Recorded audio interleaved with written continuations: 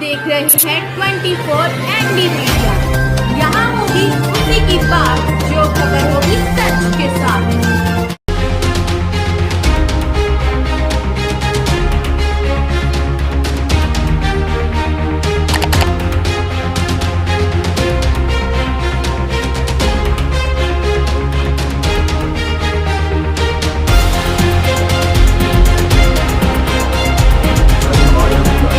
बताइए सर, क्या ये आज कैथल पहुंचे क्या? ठीक। हाँ जो एक बार ऐसे मेरे प्यारे, इस समय हम लोग अपनी ऐतिहासिक नगरी हरियाणा प्रदेश की कैथल, इस कैथल में आप लोगों की उपस्थिति में, आप लोगों के बीच में स्वामी धर्मदेव, मैं भी यहाँ उपस्थित हूँ।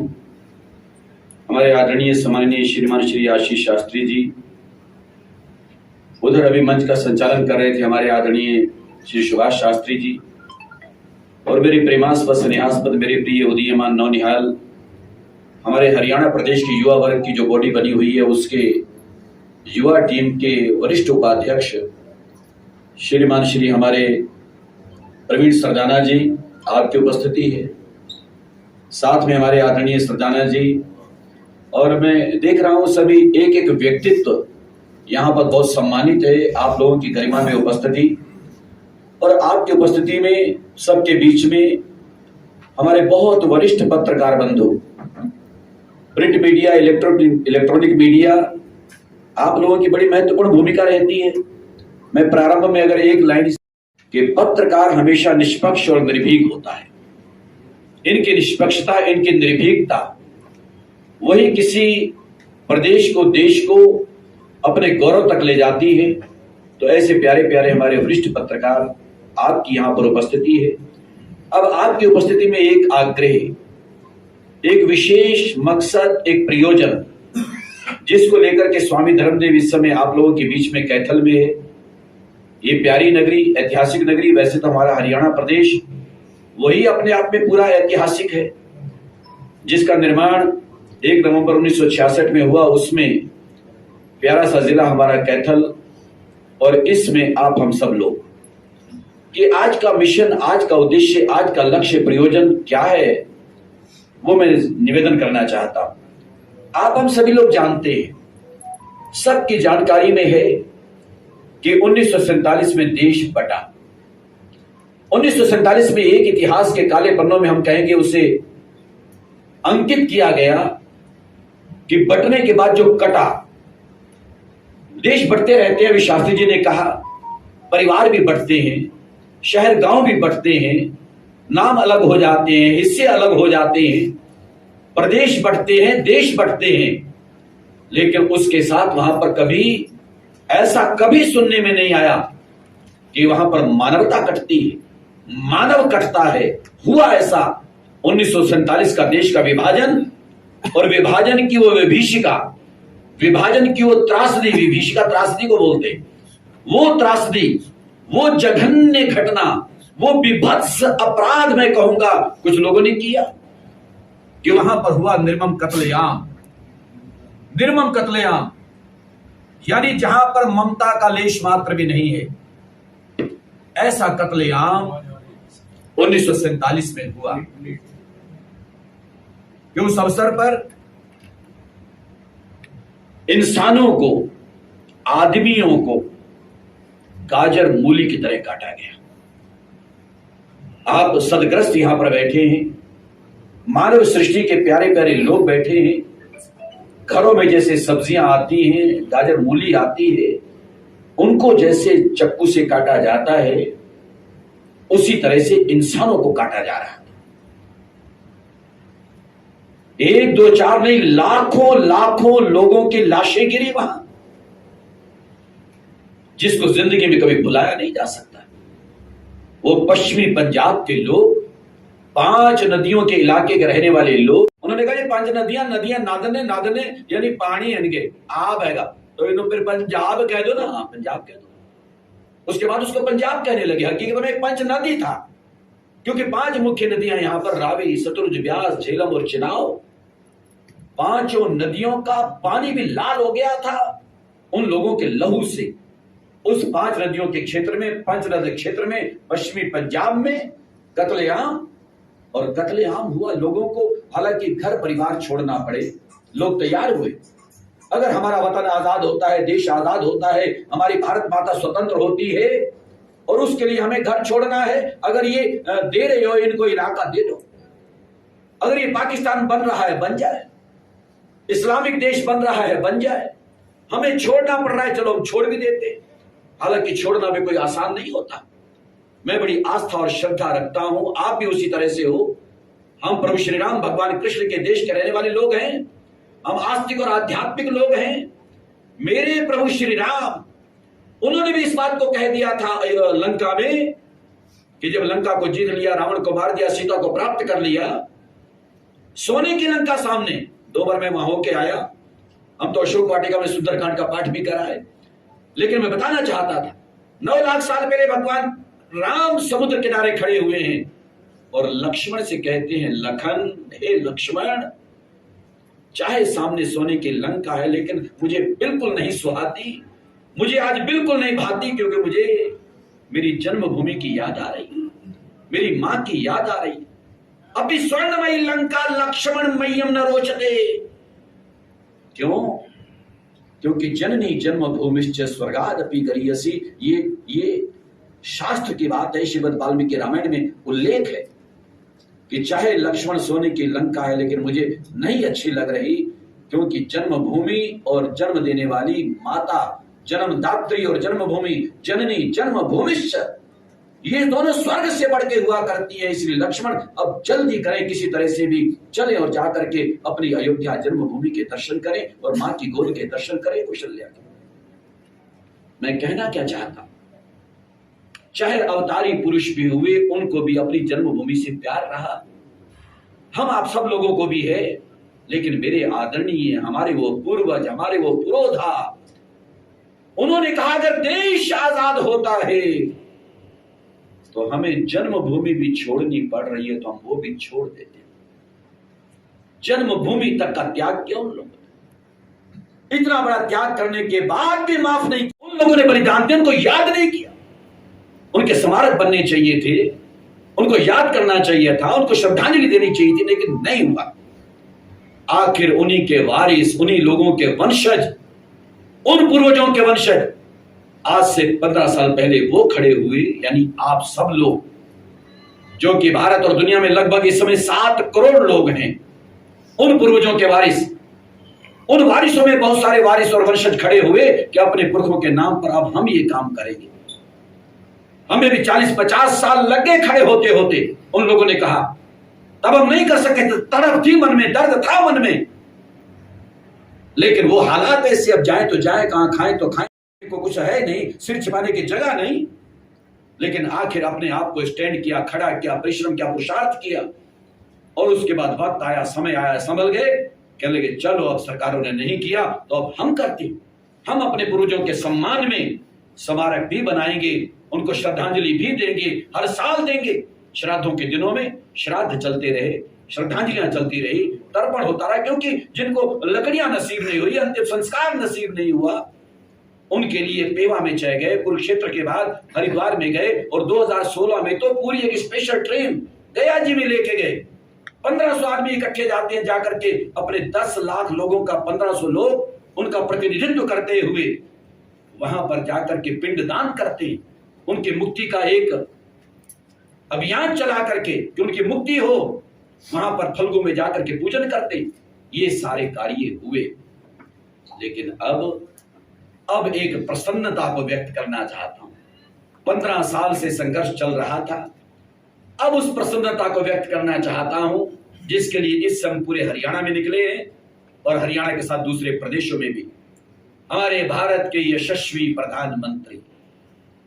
हालांकि 8 साल हो गए, लेकिन इससे पहले हम उतना नहीं कह पाए। एक अच्छे प्रधानमंत्री देश को मिले, लेकिन इस समय हम दिल की गहराइयों से, खुले मन से स्थान स्थान पर कह रहे हैं, और केवल हम ही नहीं कह रहे, बल्कि आज मैं मीडिया के माध्यम से कहना चाहता हूं, हम तो आने वाली पीढ़ियों को भी कह के जाएंगे कि ऐसे प्रधानमंत्री को जीवन में कभी ना भुलाना। हमारे देश के यशस्वी प्रधानमंत्री श्रीमान श्री नरेंद्र दामोदर दास मोदी, उन्होंने पिछले साल पिछले साल 15 अगस्त 2021, अब से पौने 12 महीने पहले, अब आ गई 15 अगस्त, अगस्त का महीना चल रहा है, 9 अगस्त है। 15 अगस्त 2021 में उन्होंने लाल किले की प्राचीर से पहली बार किसी प्रधानमंत्री ने लाल किले से घोषणा की कि हम आजादी का जश्न तो मनाते हैं, आजादी की खुशियां तो मनाते हैं, देश आजाद हुआ, सबको खुशी है, तिरंगा लहराते हैं, झंडा फैलाते हैं, स्वतंत्रता दिवस मनाते हैं। लेकिन जिनकी वजह से स्वतंत्रता मिली, जिनकी वजह से आजादी मिली, जिनकी बदौलत आज ये तिरंगा लहराया जा रहा है, झंडा लहराने के बाद उनका जब भाषण हुआ, उन्होंने उस भाषण में इस बात को कहा, मैं वृंदावन में टीवी पर सुन रहा था, उस समय आश्रम में था, उस 1.5-2 मिनट में 3 बार आंखों में आंसू आए कि वाह रे मेरे प्यारे प्रधानमंत्री आप। प्रधानमंत्री ने कहा कि बेशक से हम जश्न मनाते हैं, खुशियों को याद किया जाएगा, उनको हर साल 14 अगस्त को श्रद्धांजलि दी जाएगी। सबसे बड़ी घोषणा पहली बार लाल किले की प्राचीर से हुई, और इसीलिए हम अपनी पीढ़ियों को कह के जाएंगे कि ऐसे प्रधानमंत्री को कभी जीवन में बुलाया ना जाए। हम कृतज्ञ हैं केंद्र सरकार के, जिन्होंने ये घोषणा की कि इन हमारी मांग थी 15 सालों से कि उनको सरकारें भी याद करें, वंशज और ये तो करते ही रहेंगे हमेशा, सरकारें भी उनको सलाम करें, उनका सम्मान करें। ये हमारी मांग थी, हमारी 2 मांगे चल रही थी और दोनों पूरी होने पर आ गई है। पहली थी कि उनको याद किया जाए, उनको शहीद माना जाए, शहीद मान लिया, यानी श्रद्धांजलि देना। और हमने ये साथ में कहा था हमेशा, कैथल में भी रथ यात्रा आई थी 10 साल पहले, हमने हमेशा इस बात को कहा कि शहीद मानने का मतलब कोई ये ना समझे कि हम कोई पेंशन चाहते हैं उनके वारिस, नहीं चाहिए। आरक्षण चाहते हैं, नहीं चाहिए। आरक्षण तो सबसे पहले इन्हीं को मिलना चाहिए था, लेकिन नहीं मिला, ना इन्होंने मांगा, ना आज मांग रहे हैं। ना आरक्षण चाहिए, ना इनको कोई पेंशन चाहिए, ना कोई बच्चों के लिए नौकरी चाहिए। अपनी मेहनत से, पुरुषार्थ से अपने पैरों पर ये खड़े हो गए हैं, लेकिन चाहिए तो एक कि कम से कम उनको याद तो किया जाए, कोई सरकार उनको श्रद्धांजलि तो दे। हम वही मानेंगे कि उनको शहीद मान लिया आपने, और वर्तमान समय में हम मोदी जी का बार बार क्यों धन्यवाद कर रहे हैं कि उन्होंने श्रद्धांजलि के लिए दिन निर्धारित कर दिया राष्ट्रीय स्तर पर। ऐसे नहीं, राष्ट्रीय स्तर पर हमेशा पूरे देश में 14 अगस्त मनाया जाएगा विभाजन विभीषिका स्मृति दिवस के रूप में, उनको श्रद्धांजलि दी जाएगी। यानी हमारी एक मांग पूरी हो गई, हमारे पुरखों को शहीद मान लिया, शहीदों को श्रद्धांजलि दी जाती, श्रद्धांजलि दी जाएगी। दूसरी मांग हमारी थी कि स्मारक बनना चाहिए उनकी याद में, उसके लिए भी उनके वंशजों ने, वारिसों ने, आप लोगों ने पीड़ा उठाया कि सरकार नहीं करती तो चलो अब हम करेंगे। लोगों ने तन से, मन से अपना धन जो कमाया, उसमें से चाहे किसी ने 1 रुपया दिया, चाहे किसी ने 10,000 दिया, लाख दिया, 10 लाख दिया, लोगों ने लाखों रुपया। 400 इसके ट्रस्टी बन चुके हैं, पंचरत्न स्मारक ट्रस्ट के 1 लाख रुपए देकर के एक व्यक्ति ट्रस्टी बनता है, कैथल से भी है, उसके ट्रस्टी बन गए। उसके बाद कुछ लोगों ने और दिया, और उनके नाम पर, पुरखों के नाम पर कुरुक्षेत्र में स्मारक बनाने के लिए 25 एकड़ जमीन ली गई, जो आज 25 करोड़ की है, और 25 एकड़ जमीन ली गई। वहां स्मारक बनाने की पूरी योजना माननीय हमारे आदरणीय श्रीमान श्री मुख्यमंत्री मनोहर लाल खट्टर, उनके हाथों से नींव भी रखवाई जा चुकी। लेकिन हम चाहते थे कि सरकार इसमें योगदान दे, इसको राष्ट्रीय स्मारक भी घोषित करे। तो आज वो दूसरी चीज भी पूरी होने को आ गई है, और दूसरी हमारी डिमांड भी पूरी होने को आ गई है, वो भी मैं जरूर बताना चाहता हूं। मोदी जी के बाद अपने हरियाणा प्रदेश के माननीय हमारे बहुत ही प्रिय मुख्यमंत्री श्री मनोहर लाल खट्टर, उनका भी बारंबार आभार। उन्होंने मोदी जी की बात पर 2 फूल और चढ़ाते हुए 4 कदम आगे बढ़कर के बात की। मेरे जैसे लोगों को बुला करके, पंचरत्न स्मारक ट्रस्ट के लोगों को, सुभाष सुधा जी हमारे प्रदेश के अध्यक्ष हैं पंचरत्न के, स्वामी धर्मदेव से, सुभाष सुधा से मीटिंग करते हैं। वो कहते हैं स्वामी जी ये मुद्दा तो हुआ है, जरा सा पहले घिर के चल दे माया से, क्या अपने पुरखा की याद स्मारक भी बने, यादगार बने, उन्होंने श्रद्धांजलि हुए। मैं क्या बिल्कुल हुआ है, कहले कि हुआ गल आखी सारे प्रधानमंत्री ने, हाँ मैं क्या बिल्कुल आखी। क्या सब पहले विभाजन विभीषिका स्मृति दिवस पहला उसी, ये पहला विभाजन विभीषिका स्मृति दिवस हम कुरुक्षेत्र में मनाएं और सरकार की ओर से मनाएं, ये माननीय मुख्यमंत्री ने घोषणा की। और इसलिए मैं बताना चाहता था कि अब ये पहला विभाजन विभीषिका स्मृति दिवस, बस 4 दिन के बाद आज 9 अगस्त है, और 14 अगस्त 2022 2021 की घोषणा के बाद, मोदी जी की घोषणा के बाद ये 14 अगस्त 2022 अब 4 दिन बाद हरियाणा के कुरुक्षेत्र में 1 लाख लोगों की उपस्थिति में मनाया जाएगा। सरकार के सौजन्य से मनाया जाएगा और पंचरत्न स्मारक ट्रस्ट के झंडे के नीचे तत्वावधान, देख रेख, प्रबंध वो पंचरत्न स्मारक ट्रस्ट का होगा। खर्चा हरियाणा सरकार करेगी। उसमें हजारों बसें भी सरकार की ओर से हमारे को मिलेंगी। जो बसों से जाना चाहें, वहां पर टेंट की व्यवस्था है और सारी व्यवस्थाएं हैं। पूरा योगदान श्रीमान श्री मनोहर लाल खट्टर और उनकी सरकार कर रही है। और इसी के साथ वो घोषणा वो मैं कर नहीं सकता, वो तो होगी आगे, लेकिन बता सकता हूं कि जो हमारी तमन्ना थी, इच्छा थी कि ये राष्ट्रीय स्मारक हो और ये राष्ट्रीय स्मारक घोषित होने वाला है। और उसमें पंचरत्न स्मारक ट्रस्ट जो कि अंदर कुछ बात हो चुकी है वो बाहर अभी आ जाएगी, लेकिन संकेत मैं कर रहा हूं।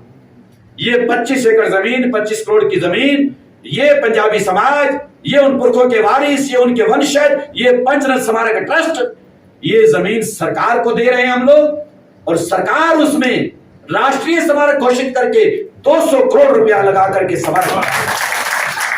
माता की जय, भारत माता की जय। इसलिए मेरे प्यारे, उन पुरखों की याद में पहला विभाजन विभीषिका स्मृति दिवस 14 अगस्त को अब कुरुक्षेत्र में मनाया जा रहा है।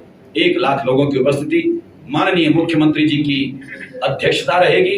संभावना माननीय प्रधानमंत्री जी, क्योंकि वो जल्दी से खुलासा नहीं हो रहा, लेकिन पता लग रहा है कुछ कि उनकी भी आने की संभावना, अन्यथा वो जुड़ तो चुके हैं, इस मिशन से जुड़ चुके हैं, संगठन से जुड़ चुके हैं। माननीय प्रधानमंत्री जी की, माननीय मुख्यमंत्री जी की आपस में चर्चा हर दूसरे दिन हो रही है। और मेरे पास भी, मैं क्योंकि प्रधानमंत्री कार्यालय की रिकॉर्डिंग कभी सुनाई नहीं जा सकती, रिकॉर्डिंग की भी नहीं जा सकती, लेकिन वो फोन का कुछ अपने आप सिस्टम होते हैं, पर मेरे पास है, मेरी वहां वार्ता हुई, बात हुई है और उन्होंने सारा परिचय मेरे से मांगा है। पीएमओ ने वहां पहुंच गया है और वहां पर सब चर्चा चल रही है कि प्रधानमंत्री जी भी आ सकते हैं, अन्यथा वो जुड़ चुके हैं इससे। उनकी देखरेख में इन दोनों की, केंद्र सरकार और प्रदेश सरकार दोनों मिलकर के, जो हमारी 15 साल से डिमांड और मांग चली आ रही थी, संघर्ष चला आ रहा था, और उन हमारे पूर्वजों के नाम पर श्रद्धांजलि और ये दिन और ये स्मारक, ये सारे कार्य होने वाले हैं। तो इसलिए आज मैं कैथल की धरती पर बड़ा सम्मानित समाज यहाँ पर विद्यमान है और बड़े सम्मानित पत्रकार बंधु यहाँ विद्यमान है। आपकी उपस्थिति में, आपके बीच में बस वही निवेदन और आग्रह लेकर के आया हूँ कि 14 अगस्त को ज्यादा से ज्यादा लोग पहुंचे, कुरुक्षेत्र पहुंचे। और इसके बाद एक चीज और होने वाली, हालांकि हम लोगों ने तो पहले निश्चय कर रखा था कि स्मारक बेशक ये पुरखों की याद में होगा, उन लोगों की याद में होगा, लेकिन हम ऐसे अवसर पर समय समय पर, चाहे दीनबंधु सर छोटू राम हो, चाहे जिन्होंने बलिदान दिया, शहादत दी है, हमारे देश के जितने भी शहीद हुए हैं, हमारे, हम क्योंकि मैं अगर पटौदी की बात करूं, गुड़गांव, रेवाड़ी, महेंद्रगढ़ की बात करूं, तो हमारी यादव बेल्ट कहलाती है। राव तुलाराम हो, शहीद हो, ऐसे शहीद हम सब इन लोगों को समय समय पर याद करेंगे। एक बार शहीदों को याद करेंगे और याद करने के बाद जितनी 36 बिरादरी हैं उनके सम्मान में, उनके उत्थान में ये स्मारक काम करेगा। समर्पित है पश्चिमी पंजाब के उन शहीदों को, उन शूरमाओं को, उनके नाम पर ये धाम होगा, उनके नाम पर ये स्मारक होगा। 25 एकड़ जमीन ये है, 200 करोड़ रुपए वो लगा रहे हैं। इसके बाद जो योजना है वो 1000 करोड़ रुपए की योजना और 100 एकड़ में बनाने की योजना केंद्र सरकार और प्रदेश सरकार की है। वो आने वाले समय में सब खुलासे होंगे। एक बहुत बड़ा कार्य जो हमने भी सपना लिया था, बार बार हमने कहा था कि 8वां अजूबा, दुनिया का 7 अजूबे हैं, 5-6 तो मैं देख ही चुका हूं, एक आध बाकी बचा, दुनिया के देशों में जाता रहता हूं। ये 8वां अजूबा भारतवर्ष में बनने वाला है, जिसको दुनिया के लोग आकर के देखा करेंगे। पुरखों की जोत वहां पर होगी, उसको नमन करेंगे, प्रणाम करेंगे।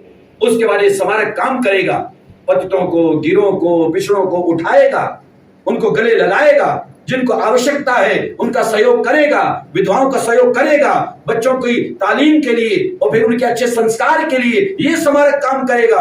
22 से लेकर के 28 प्रकल्प यानी योजनाएं अभी तक हम बना चुके हैं, जो इस स्मारक के अंतर्गत होंगी, एक बहुत बड़ी चीज होगी, उसका खुलासा समय समय पर होता रहेगा। इस समय केवल मात्र एक ही बात, एक ही चीज, एक लक्ष्य, वो है 14 अगस्त। 14 अगस्त 4 दिन बाद कुरुक्षेत्र में होने वाला विशाल विभाजन विभीषिका स्मृति दिवस, पहली बार मनाया जाने वाला, पहला मोदी जी की घोषणा के बाद और खट्टर जी के सहयोग के साथ पंचनद के पूरे जितने वारिस हैं, वंशज हैं, उनकी उपस्थिति और बाकी लोगों के सहयोग के साथ वहां पर ये होने वाला है। उसमें आप सब लोग आमंत्रित हैं, उसमें आप सब लोग पहुंचे। मैं आपको उसके लिए आमंत्रित करने के लिए आपके बीच में इस समय पहुंचा हूं। परमात्मा कृपा करें। खबरों से जुड़ी हर अपडेट जानने के लिए हमारे चैनल को लाइक करें, सब्सक्राइब करें और ज़्यादा से ज़्यादा शेयर करें।